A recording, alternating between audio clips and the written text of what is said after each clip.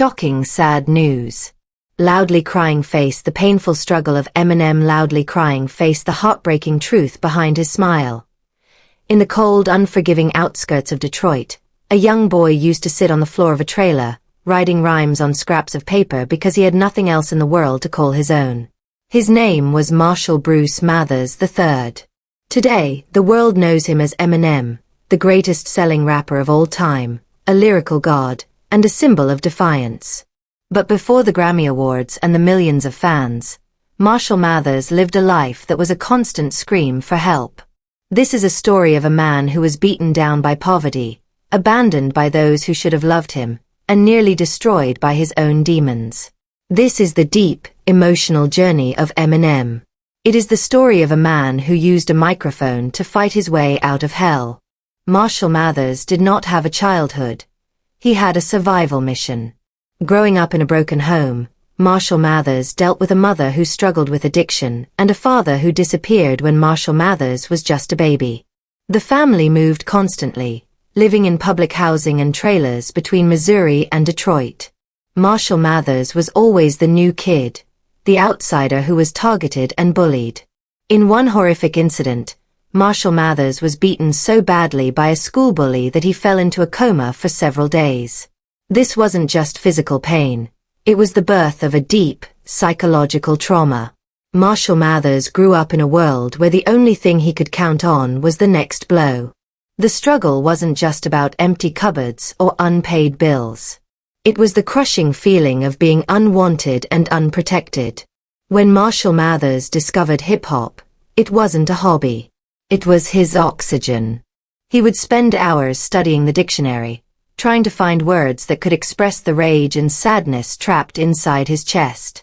But the rap scene in Detroit was a wall of rejection. Being a white rapper in a predominantly black industry meant Marshall Mathers was constantly laughed off the stage. He was told he didn't belong. He was told he was a joke. The first time Marshall Mathers performed at an open mic, he was booed so loudly that he went home and didn't speak for days. But the heartbreak didn't stop at the stage. Marshall Mathers was working 60 hours a week as a short-order cook, living in a neighborhood where gunshots were the nightly lullaby. He was a young father, trying to buy diapers for his daughter, Haley, with pennies he found in the street. The darkest moment of his early career came with the release of his first album, Infinite. It was a commercial failure. Critics mocked him, saying he should go back to rock and roll. Marshall Mathers felt like he had failed his daughter and his dream. This rejection led Marshall Mathers to a suicide attempt. He felt like the world had finally won. He felt like the trailer park was his destiny and that he would never be anything more than a ghost in Detroit. But in that moment of absolute despair, something changed inside Marshall Mathers. He realized that if the world was going to hate him, he would give them something to truly fear. He created Slim Shady, a persona born from pure, unfiltered anger.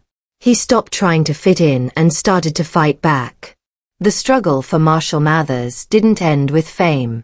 When Dr. Dre finally discovered him and the world met the real Slim Shady, the pressure became a different kind of monster. Marshall Mathers went from a nobody to the most controversial man in America. He was attacked by politicians, parents, and critics. The stress of global superstardom, combined with a volatile personal life and the death of his best friend, Proof, pushed Marshall Mathers into a severe addiction to prescription pills. In 2007, Marshall Mathers suffered a near-fatal methadone overdose. Verified reports indicate that his organs were failing, and doctors told him he was only 2 hours away from death. Marshall Mathers had to learn how to walk again. He had to learn how to talk again. Most importantly, he had to learn how to rap again with a sober mind. The fear of losing his talent was more terrifying than the fear of death itself. Why do people across every continent love Marshall Mathers with such intensity? It is because he is the voice of the underdog. People love Marshall Mathers because he spoke about things no one else dared to say. He spoke about the pain of poverty, the bitterness of family betrayal, and the war against addiction. He didn't hide his scars. He showed them to the world like medals of honor. Fans see themselves in his struggle. They see a man who was told no 1,000 times and turned every no into a diamond. Marshall Mathers is the proof that you can come from the mud and still touch the sky. He is loved because he never tried to be a hero. He just tried to be honest. The success of Marshall Mathers is written in the history books with golden ink. He has won 15 Grammy Awards and an Academy Award for Lose Yourself, the first rap song to ever win an Oscar. Verified data shows that Marshall Mathers has sold over 220 million records globally, making him one of the best-selling musical artists of all time.